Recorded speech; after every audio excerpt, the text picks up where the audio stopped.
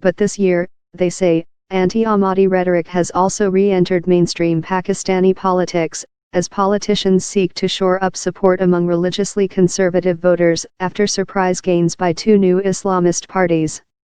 With a general election due in 2018, politicians from both the religious fringe and established parties have had the Ahmadis in their sights.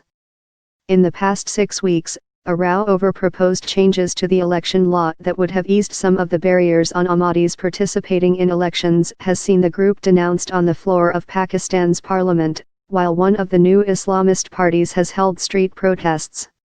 The Ahmadis consider themselves to be Muslims, but their recognition of Mirza Ghulam Ahmad, who founded the sect in British-ruled India in 1889, as a subordinate prophet is viewed by many of the Sunni majority as a breach of the Islamic tenet that the Prophet Muhammad was God's last direct messenger.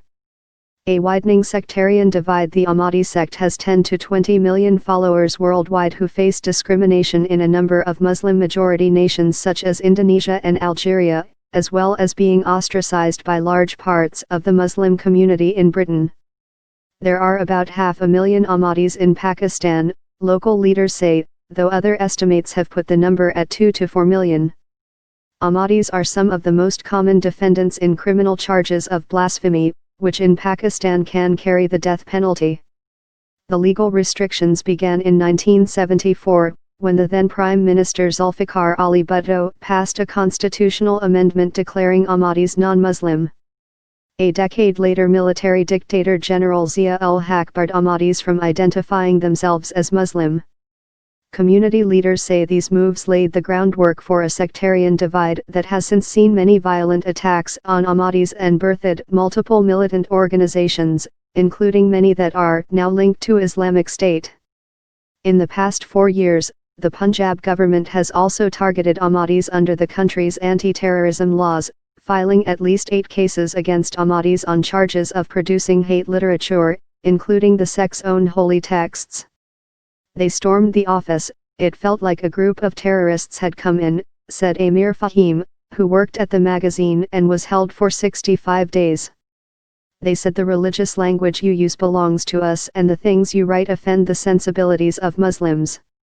Community leaders say the use of anti-terrorism laws marks a new phase in the targeting of Ahmadis. Here, to be an Ahmadi, through state laws, is a crime, Pakistan's Ahmadi community spokesman Salamuddin said. There are restrictions on our annual gatherings, our annual games. If the state did not persecute us, we would not be persecuted. Punjab government spokesman Malik Muhammad Ahmed Khan said the authorities were not using the anti-terrorism laws to target any particular minority group.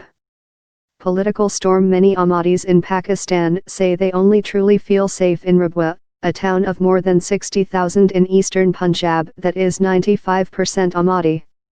Most of the town's infrastructure is maintained on contributions made by the community, including free hostels and food for visitors and a community-organized garbage clean-up.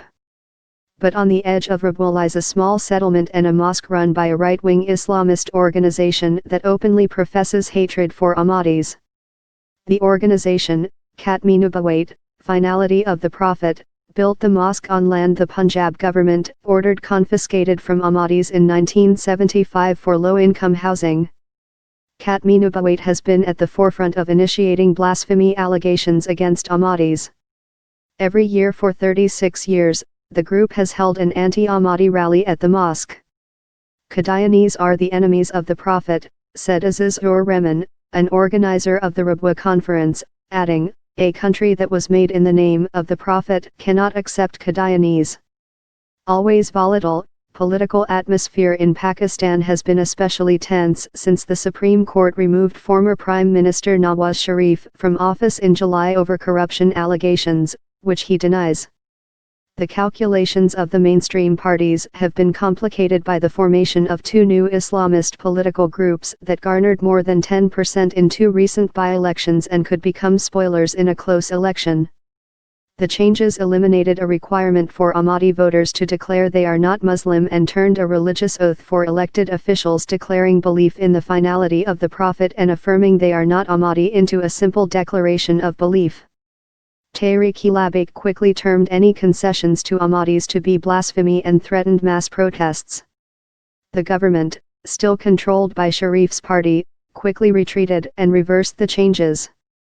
A week later, speaking before Pakistan's National Assembly, Sharif's son-in-law, lawmaker Muhammad Safdar Awan called for Ahmadis to be barred from employment in the government, judiciary and military.